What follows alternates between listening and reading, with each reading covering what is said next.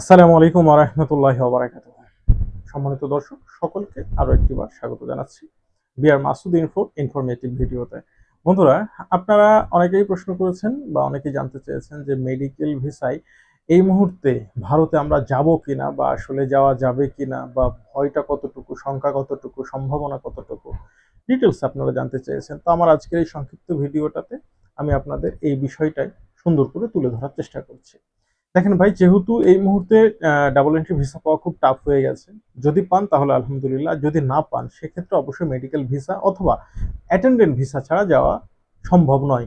এক্ষেত্রে অ্যাটেন্ডেন্ট ভিসাটা হচ্ছে সব থেকে উত্তম। দেখেন, আপনার বাসায় যদি কোনো মুরব্বী থাকে, আপনার বাবা মা, ভাই বোন, শ্বশুর শাশুড়ি, শালা শালি, এদের মধ্যে যদি কেউ অসুস্থ থাকে তাহলে তার অ্যাটেন্ডেন্ট হিসেবে আপনি ভারতে যেতে পারেন। এটা হবে আপনার জন্য সবচাইতে নিরাপদ, সবচাইতে নিরাপদ যদি আপনি ডাবল এন্ট্রি ভিসা না পেয়ে থাকেন। কিন্তু যদি এইরকম সুযোগ না থাকে তাহলে আপনি নিজে একটা মেডিকেল ভিসা নিতে পারেন।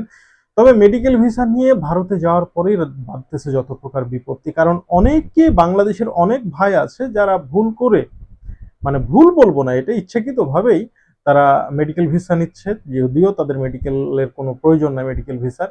তারা মূলত যেতে চাচ্ছে ভারতে ট্যুরে, এবং সেখানে যাওয়ার পরে তারা বিভিন্ন জায়গায় ট্যুর করতে গিয়ে ধরা পড়ছে। যেমন হয়তো বা আপনি কলকাতা হাসপাতালের অ্যাপয়েন্টমেন্ট নিয়েছেন, আপনি চলে যাচ্ছেন ব্যাঙ্গালোর বেড়াতে, বোম্বাই বেড়াতে চলে যাচ্ছেন, সেখানে কিন্তু পুলিশও আপনাকে ধরতেছে। এমনকি সেই সমস্ত হোটেলের লোকজনও প্রশাসনকে সহায়তা করছে তাদেরকে ডিটেক্ট করে দিতে। তো সুতরাং এই অবস্থায় আপনার কি করা উচিত সেইটা কিন্তু আপনাকে মাথায় রাখতে হবে।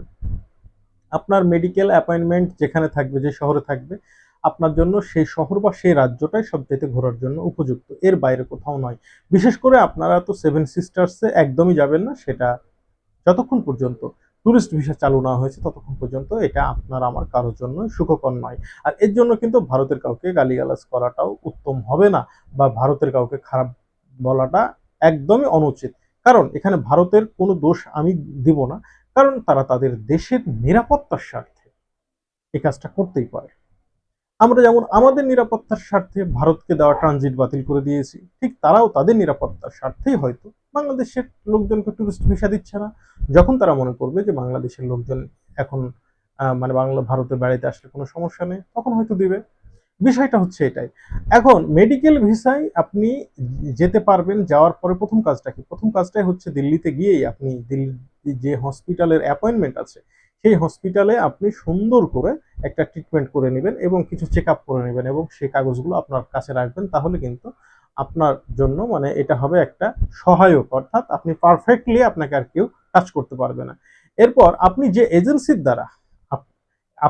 এজেন্সির দ্বারা ইউরোপের থার্ড মানে এম্বাসি ফেস করছেন, সেই সমস্ত এজেন্সির কাছে আগে আপনারা শিওর হয়ে নেবেন যে আপনি বৈধভাবে ভারতে গেলে তারা আপনাকে এম্বাসি ফেস করাতে পারবে কিনা। অনেক এজেন্সি আছে যারা বলে যে শুধু আপনি যে কোনো ভিসায় আপনি ভারতে আসেন, আপনাকে ফেস করানোর দায়িত্ব আমাদের। যদি এমন হয় তাহলে আলহামদুলিল্লাহ। আর যদি না হয়, এজেন্সি যদি দুর্বল হয়, তাহলে আপনি যাদের মাধ্যমে ভিসাটা নিচ্ছেন তাদের কাছ থেকে একটু ভালোভাবে খোঁজ খবর নিয়ে নেবেন। সর্বশেষ কথা, যে এখানে একটা কমন প্রশ্ন থাকে যখন আপনাকে কেউ মেডিকেল ভিসায় দেখবে, অর্থাৎ ইউরোপের এম্বাসির লোকজন, তখন আপনাকে কিন্তু কিছু কমন প্রশ্ন করবে। সেই প্রশ্নের উত্তরটা আপনার কি হবে, এটা হচ্ছে সবচেয়ে বড় ফান্ডা। তো উত্তরটা কি দিবেন? উত্তরটা হবে একটাই, যে আপনি যেহেতু ইউরোপে যাবেন, ইউরোপে যাওয়ার ইচ্ছা পোষণ করেছেন, সেহেতু আপনি মনে করছেন যে আপনি বোধহয় একটু অসুস্থ, নিজেকে অসুস্থ ফিল করছিলেন, এ কারণে আপনি ভারতে একটা মেডিকেল ভিসা নিয়ে আসলেন, যাতে আপনি ইউরোপ যাওয়ার আগে সুস্থ হয়ে যেতে পারেন, এবং সেই ভিসাতে আপনি ডাবল এন্ট্রি কাজটা, অর্থাৎ ভিসা মানে এম্বাসি ফেসিং এর কাজটা আপনি করে ফেললেন, এক ঢিলে দুই পাখি। It's nothing. ঠিক এইভাবে যদি সুন্দর করে গুছিয়ে আপনি বলতে পারেন, তো আলহামদুলিল্লাহ কোনো সমস্যা হবে না। কিন্তু উল্টাপাল্টা উত্তর দিতে গেলে যদি বলেন যে আসলে এই মুহূর্তে তো ভিসা টিসা কিছু পাচ্ছি না, বাধ্য হয়ে এসেছি, তখন কিন্তু একটা কথা মনে রাখেন, এম্বাসি যদিও বা আমেরিকা মানে ইউরোপের, বাট মানুষগুলো কিন্তু ইন্ডিয়ান। তারা কখনো চাইবে না যে আপনাকে মানে আপনার প্রতি মানবতা দেখাইতে এই সমস্ত ক্ষেত্রে। তো সুতরাং এই বিষয়গুলো আমাদেরকে অবশ্যই সতর্ক থাকতে হবে। সকলকে ধন্যবাদ। আসসালামু আলাইকুম ওয়া রাহমাতুল্লাহ।